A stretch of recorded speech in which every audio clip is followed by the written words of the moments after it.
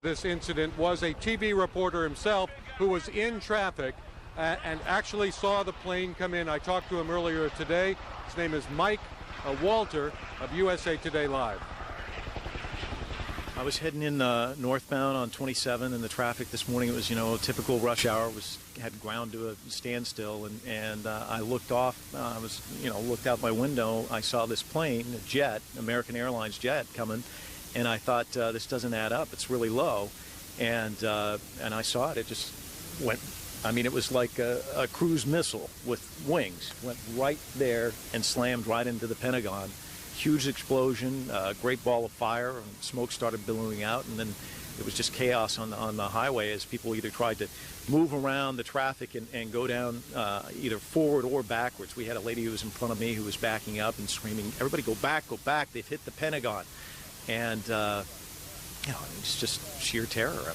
What goes through your mind when you see something like that? I've asked that question of a million people, and the only thing that I just kept uttering it over and over again. Oh my God, oh my God, oh my God. I can't believe this. And I think that's what goes through your mind, is that you just can't believe that something like this could happen.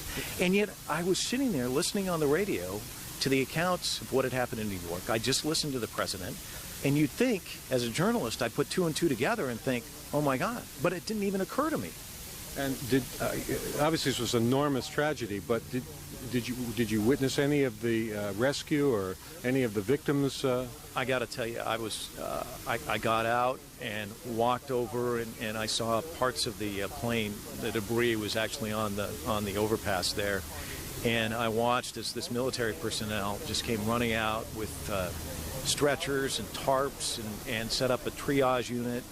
And I just couldn't help but feel for these guys. Those are their friends and comrades in there, and yet they immediately jumped into action. It was unbelievable to watch. And the toughest thing for me right now is I've got a 14-year-old daughter, and a lot of her friends have parents who work in the Pentagon. And I just talked to her on the phone, and those kids are going through agony tonight. They don't know if they're okay. So it's tough. This really hits home. And Judy, there's still a lot of work to be done here. This part of the Pentagon had undergone a major renovation.